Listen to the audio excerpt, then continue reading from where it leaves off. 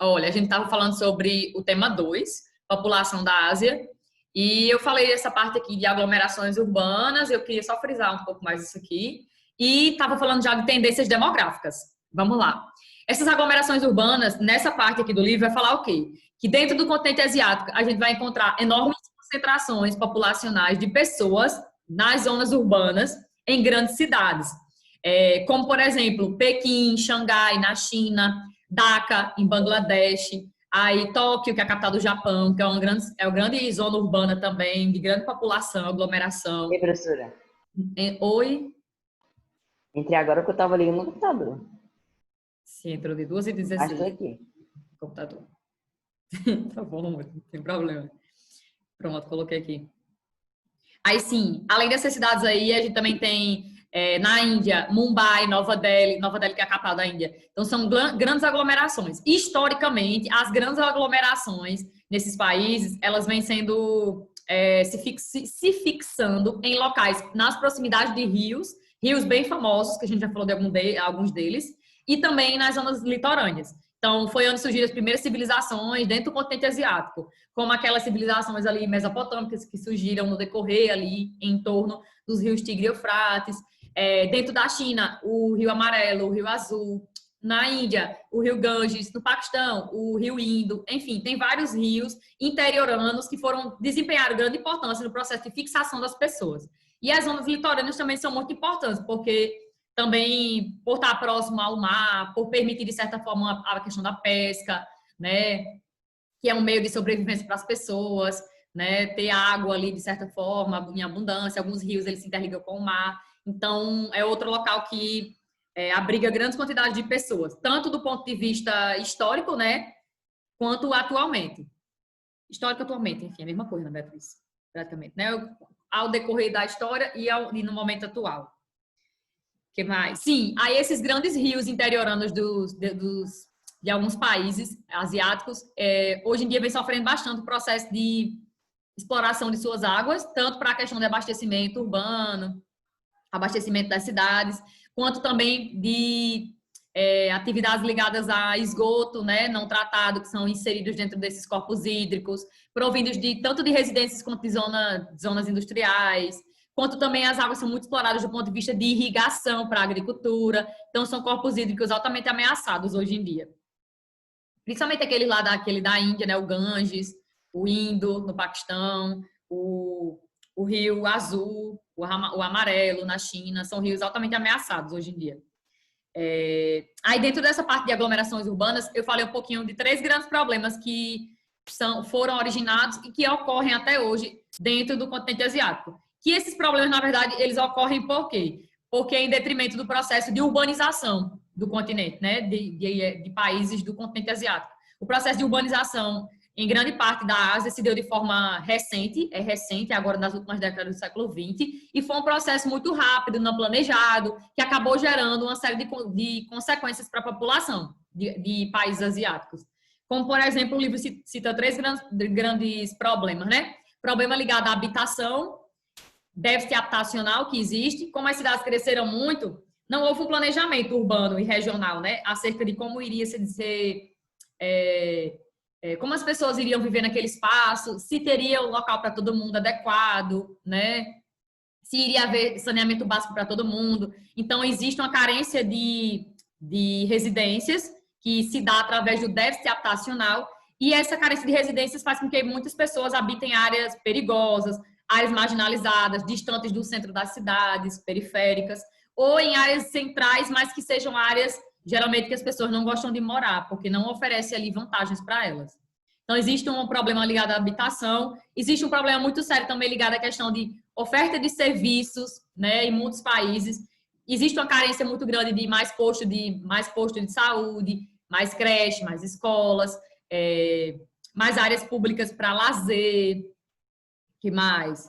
Hospitais para as pessoas, para atender uma população maior. Existe uma carência em relação tanto à infraestrutura quanto a serviços em muitas cidades do continente asiático.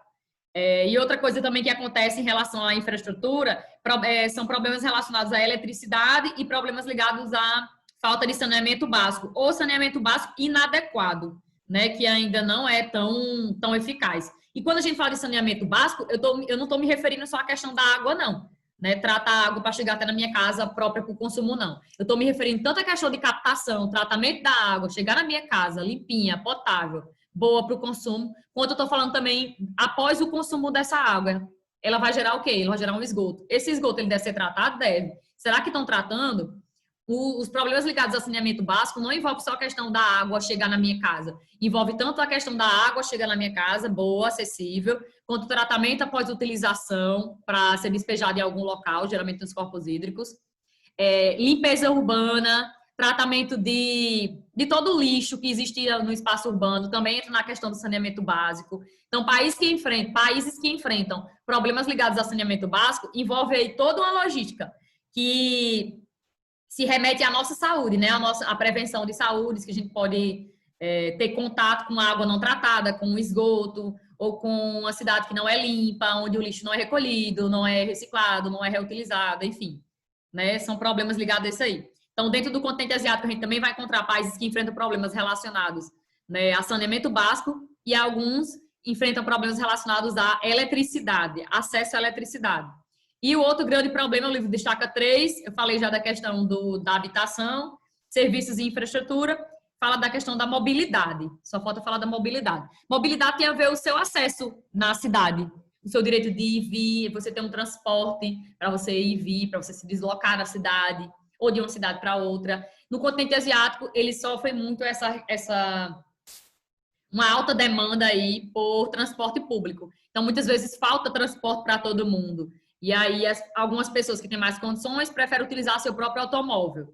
Mas, ao utilizar seu próprio automóvel, de certa forma, está contribuindo para um maior congestionamento do trânsito. E aí se torna acaba virando um outro problema. Existe um problema relacionado à falta de transporte público para todo mundo. E aí, quando você começa a utilizar o seu próprio automóvel particular, acaba gerando um outro problema, que é o problema do congestionamento nas zonas urbanas, né? Que impede, de certa forma, que você chegue mais cedo em tal local, que você cumpra determinados compromissos, que você chegue no trabalho na hora correta, aí saia, enfim, chegue em casa, consiga descansar.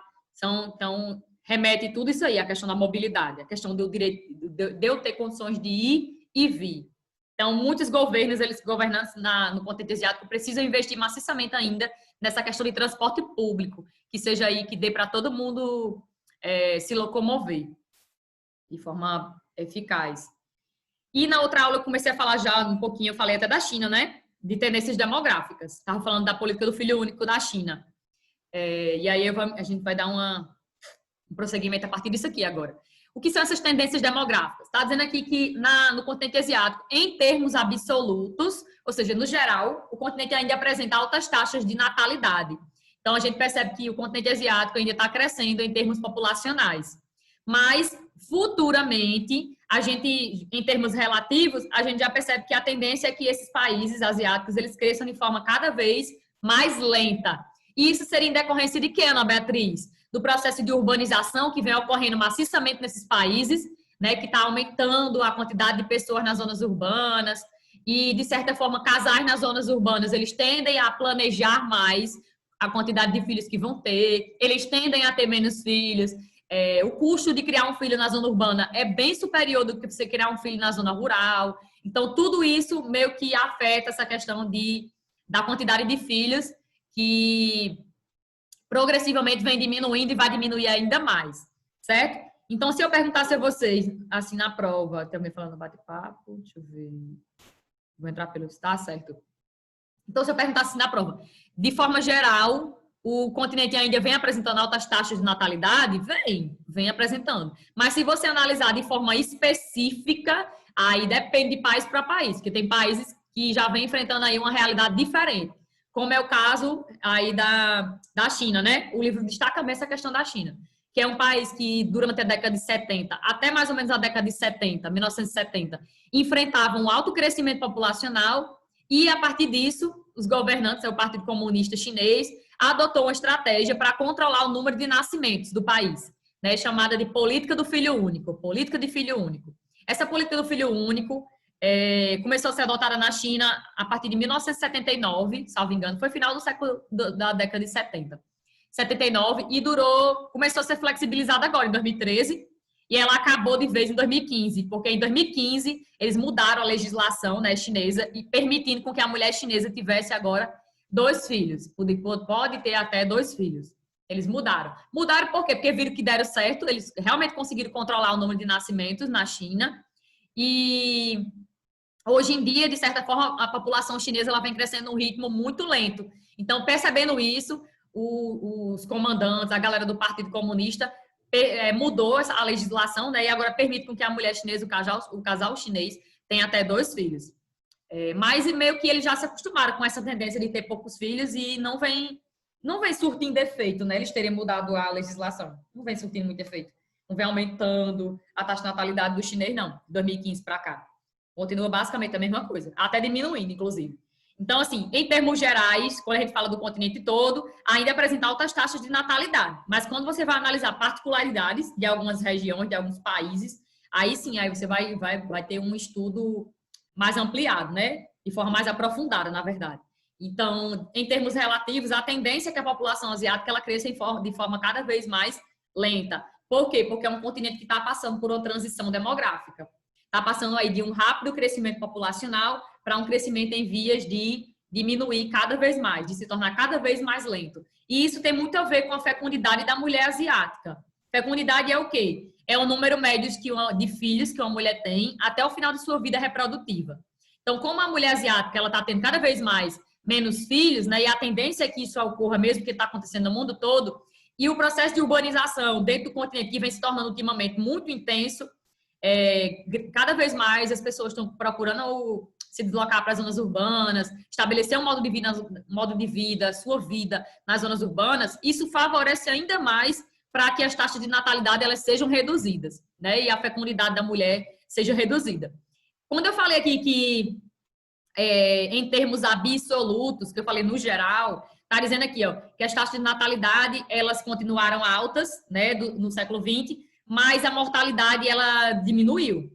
Uma das coisas que fez com que no século XX o crescimento populacional, e até hoje, o crescimento populacional do continente todo ainda continue de forma até crescente, tipo assim, eles têm um número de nascimentos até bem maior do que de mortes, de mortalidade, é por quê? Porque houve uma melhora significativa em alguns países no setor de saúde, no atendimento médico hospitalar, de tratamento de doenças, de prevenção de doenças. Houve melhoria também na questão da higiene sanitária, tanto na questão das ruas, quanto nas casas das pessoas, enfim. Por isso que no século XX houve uma diminuição no continente asiático das taxas de mortalidade. Mas não houve diminuição no século XX da natalidade. Então, a natalidade se manteve estável e a mortalidade caiu. Então, houve um grande crescimento no século XX da população asiática.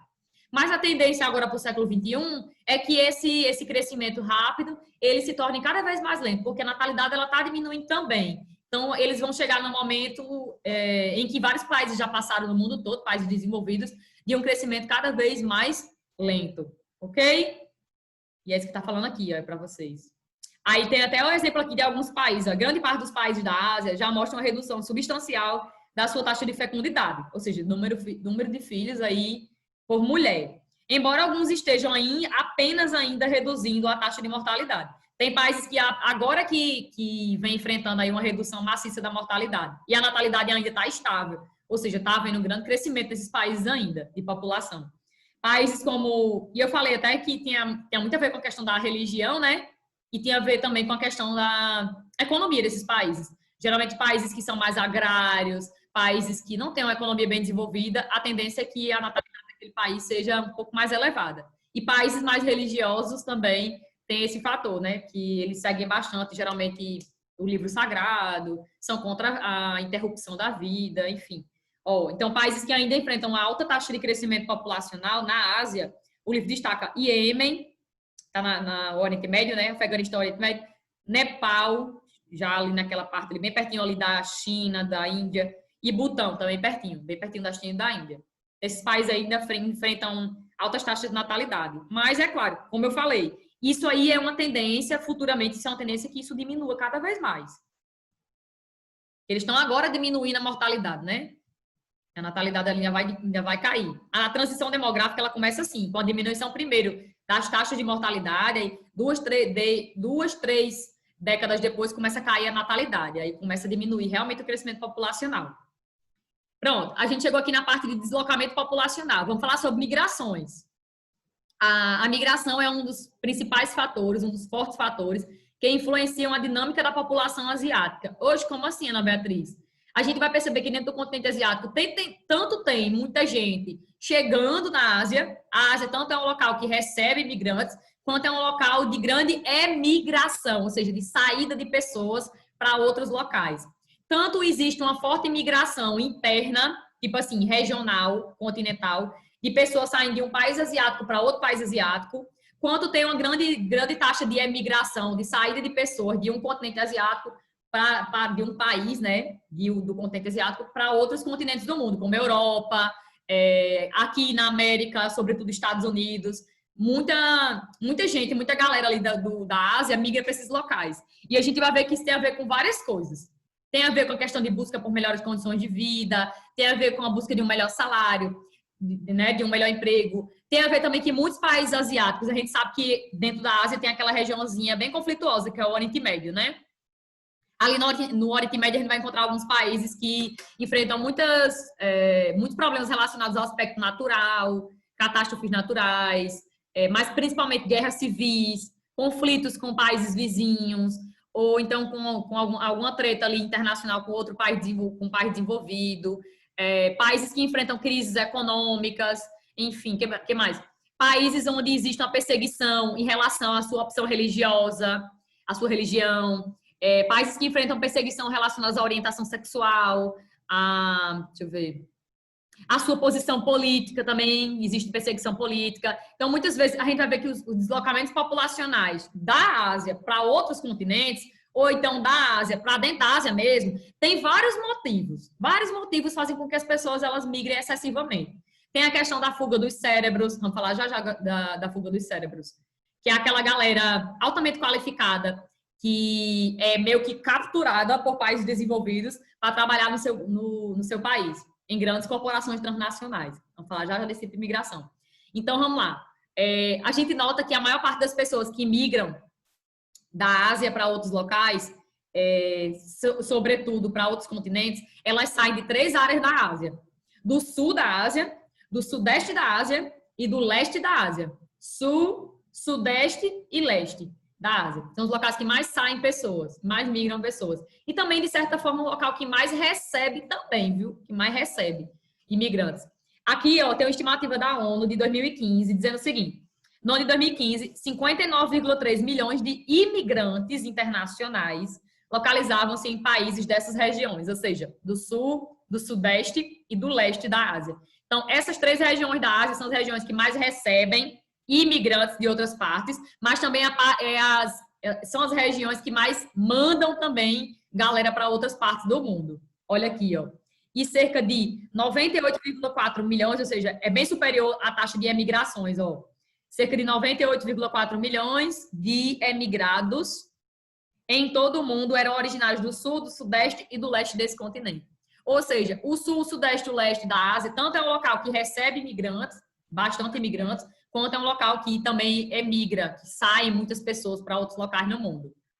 Ok? Mas repare que o número de emigração é superior ao de imigração. Ó, saem mais pessoas do que chegam. Olha aí o percentual em 2015, né? Ó, quase 100 milhões de pessoas tinham emigrado, ó, e eram dessas posições, sul, sudeste e leste da Ásia. E quase 60%, quase 60 milhões, na verdade, de imigrantes estavam nessa região aí, do sul, sudeste e leste da Ásia. Eles mandam mais do que recebem pessoas. Aí, vamos ampliar mais o nosso conhecimento? Vamos aqui para essa outra parte lá em cima do livro de vocês. Os fluxos migratórios entre as nações asiáticas estão relacionados, sobretudo, à necessidade dos países industrializados de absorver o quê? Mão de obra. Eita, Ana Beatriz, que é isso aqui? Vamos lá. Eu disse que tanto existia grande fluxo de pessoas saindo de países asiáticos para outros países asiáticos, quanto existe um grande fluxo também de pessoas da Ásia para outros continentes. Existem esses 2 grandes tipos de migrações. A migração de um país para outro do mesmo continente e para outros países de outros continentes. Sobretudo a Europa e aqui na América, Estados Unidos. Aí vamos lá. Quando a gente fala de migração dentro do continente asiático, tipo, dentro mesmo, de um país asiático para outro país asiático, a grande leva de pessoas que saem do seu país de origem, elas saem porque elas estão buscando o quê? Uma melhor condição de vida. as que saem de um país para outro no mesmo continente, aqui no caso da Ásia. E grande parte delas, elas saem por quê? Porque elas estão visando ali um emprego melhor, uma condição de vida melhor. Sendo que muitas vezes essas pessoas que migram são pessoas que não são muito qualificadas, que o salário não é muito, que não ganham salários elevados. E esses países da Ásia que são mais desenvolvidos, eles adoram receber essa mão de obra. Por quê? Porque é uma mão de obra baratinha, é uma mão de obra que pode ser altamente aproveitável, seja para alguma produção do primeiro setor da economia ou do segundo setor da indústria. Então, é uma mão de obra muito boa. É uma mão de obra que é absorvida geralmente por esses países aí mais desenvolvidos da Ásia. Elas geralmente saem, essa mão de obra não qualificada, ou pouco qualificada, sai de países menos desenvolvidos da Ásia e vai para países um pouco mais desenvolvidos da Ásia. E aí essa galera dos países mais desenvolvidos, elas se aproveitam, que a mão de obra é pouco qualificada, então paga pouco. Tem isso aí. Sim, aí vamos falar da mão de obra qualificada. Grande parte da mão de obra qualificada do continente asiático, elas migram para países desenvolvidos. Mas elas meio que são sugadas para esses países desenvolvidos. Por que se fala sugada? A gente chama isso de fuga de cérebros. Fuga de cérebros. Já ouviram falar nisso? Fuga de cérebros? O que é essa fuga de cérebros? Fuga de cérebros. Quando você vê isso, você lembra de quê? Os cérebros correndo. O cérebro correndo. Você pensa no cérebro correndo. Imagine assim, que geralmente os países desenvolvidos, aquelas grandes corporações, as grandes empresas industriais do mundo, de vários setores, seja de tecnologia de ponta ou de outro setor aí bem desenvolvido industrial. Elas adoram pegar essa galera bem qualificada para trabalhar. Aí elas ficam pescando nesses países menos desenvolvidos aquela galera que é bem qualificada, que já desenvolve pesquisa nesse setor da minha produção, que, sei lá, fez um mestrado, um doutorado, um pós-doutorado naquela área, e ela pode ser muito bem aproveitada aqui na minha empresa. Geralmente, os países desenvolvidos, eles ficam fazendo pesquisas. Por exemplo, eles sabem que na Índia, a Índia é um dos países que mais cresce no setor de informática no mundo. É um dos países que mais crescem. Então, eles já sabem que lá é um local ali de muitas pessoas especializadas nesse setor. Então, eles já fazem uma pesquisa, essas empresas globais fazem uma pesquisa, então eles pegam ali as melhores pessoas daquele país, né, que estudaram a vida toda e estudam naquele setor específico, contrata e leva para o seu país de origem. É por isso que a gente chama isso de fuga de cérebros, né? Seria o quê? A saída das pessoas altamente qualificadas do seu país de origem para trabalhar em países geralmente desenvolvidos, em grandes conglomerados internacionais. Isso acontece bastante na Ásia, mas não só na Ásia, no mundo todo. Isso acontece no Brasil, isso acontece em qualquer lugar do mundo, geralmente não muito desenvolvido, onde as empresas elas ficam catando as pessoas, elas catam. Opa, essa daqui é boa, esse aqui é bom. Peraí, vou fazer uma oferta aqui de trabalho para essa pessoa, tentadora, que ela vai ter que vir aqui para o meu país. E aí isso acontece bastante. E a maior parte das pessoas, a maior fuga de cérebros que acontece na Ásia é provinda, sai principalmente desses 3 países aqui, ó. Índia, Filipinas, que é um novo tigre asiático, é um novo tigre, e China, que é o dragão asiático. Então, esses locais aqui são os locais que mais saem pessoas. A galera altamente qualificada é capturada pelas grandes empresas de países desenvolvidos e partiu, vai-se embora. Vai trabalhar em outros locais. E geralmente ganham fortunas de dinheiro, né? Mas o país delas sai perdendo, né? Porque essas pessoas poderiam estar sendo ali ajudando o desenvolvimento daquele país, mas muitas vezes o governo ele não incentiva, não aproveita ao máximo sua mão de obra qualificada. Então, esses são os locais que mais mandam pessoas. Deixa eu ver se falta outra coisa.